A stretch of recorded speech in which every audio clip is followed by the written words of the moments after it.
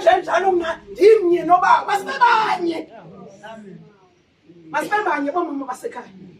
Sawuvula le nkonzo yobhodwe. Masibebanye. Masibebanye masingahlekani mana ndingathiko. Sathathwa sahutshwa umprofetikazi. Wambona ukuthi kunecebo lokusondeza umuntu. Wambona unalo icebo losebenzisa umuntu. Waqonda bangoko.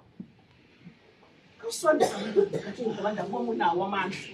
Sabiza kule nkonzo yale mbumba. Imbumba ke into enye. Imbumba into enye.